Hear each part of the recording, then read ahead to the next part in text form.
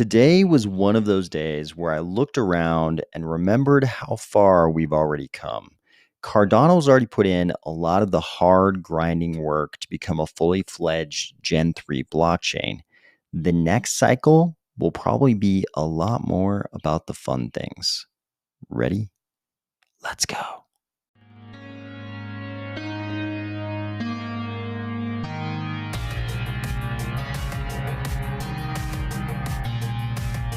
Today, we are going to discuss the latest video from Charles, which was full of a lot of small updates, some interesting news about a very big and famous investor in Cardano, and our biggest competitor starting its great coin withdrawal.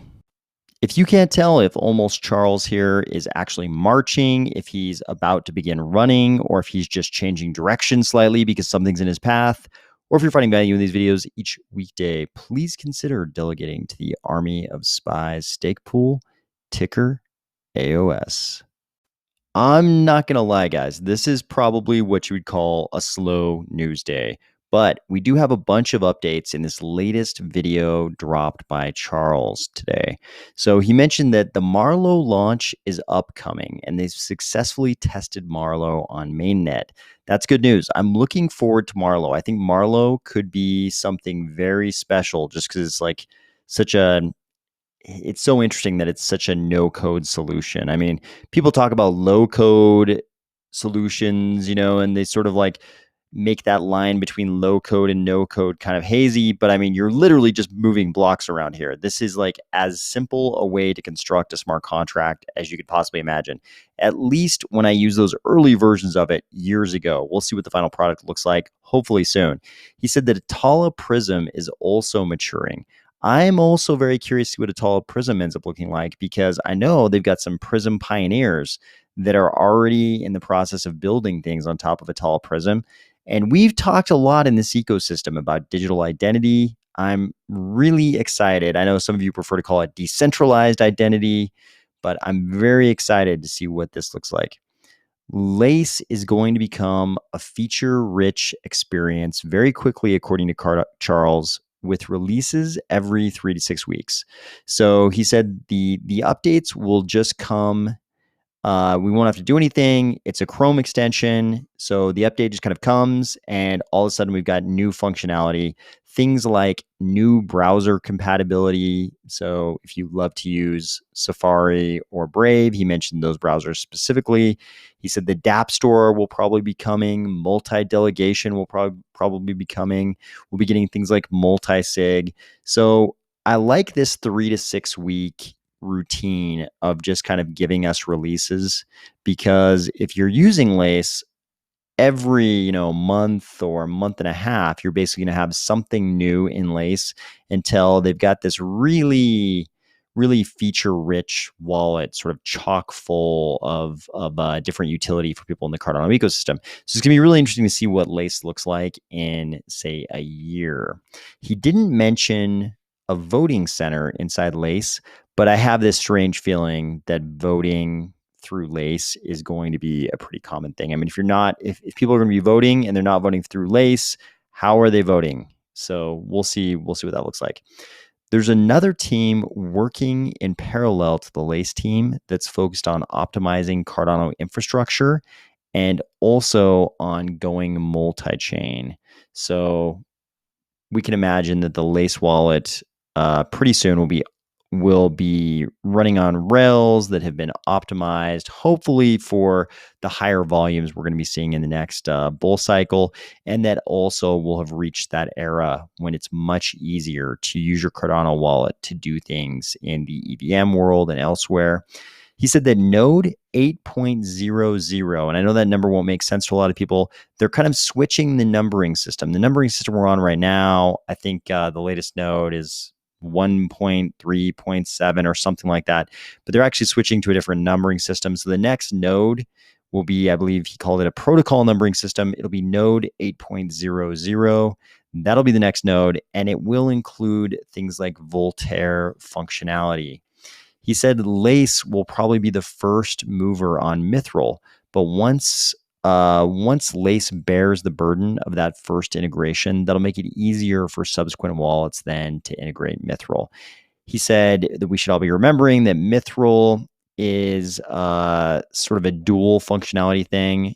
Mithril is going to provide for full node security for light wallets and fast sync for actual full nodes.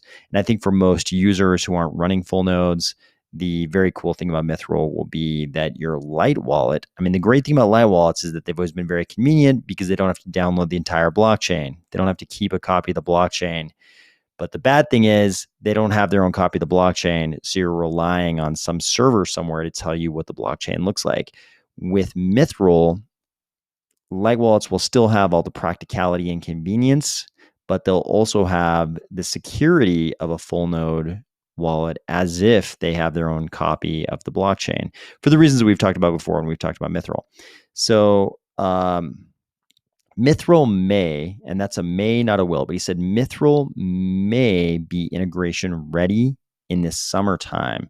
And then once the sort of Mithril library is actually integration ready, then it'll just be a matter of how long it takes them to integrate Mithril into Lace. So it sounds like, I mean, whenever any kind of development company lays out any sort of a deadline, I usually assume we need to double it. So if he's saying summertime, then maybe Mithril is integration ready in autumn, and then maybe it's actually in Lace in winter, next winter.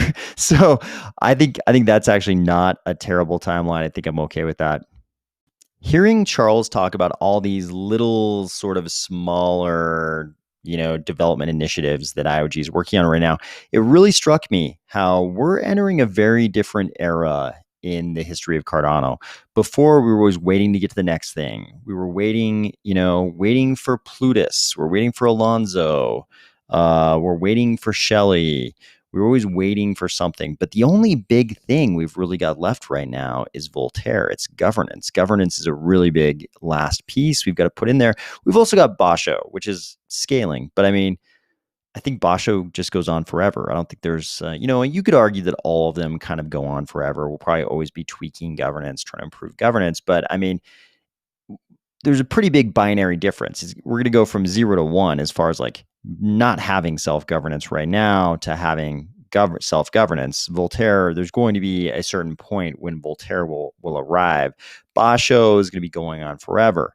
But what's interesting is once Voltaire's in place, this is going to be a really different feeling in Cardano because everything will sort of be in place and a lot of the focus is going to shift even more over to project development.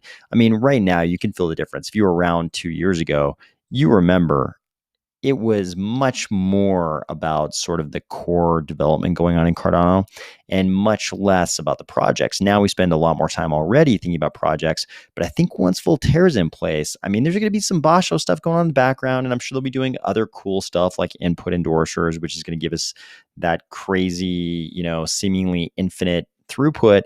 But it's pretty much just going to be Basho kind of going on in the background, like a lot of scaling initiatives and probably some other cool little stuff. But we're kind of in a different era. Things are going to feel really different. It's not going to be the days of these big giant things, being unveiled for us. I think it's going to feel different. Things are going to feel a lot more complete. And while that's the destination we've always wanted to kind of arrive at, it's going to be a different feeling. Speaking of developments in Cardano projects, we got this news today as well. So Book.io revealed on a podcast that Mark Cuban is an early investor in Book.io. They say, grateful for all the advice and connections he's given us along the way. Finally, the great unlocking of all the ether is happening now. They can finally begin the process of trying to withdraw their coins. And some people have some slightly apocalyptic predictions about this. This post says billions of ETH being withdrawn now, all will be sold soon. You've been warned. Whether or not that actually happens, I think it is pretty notable. I think the entire Ethereum community has been waiting a long time for this.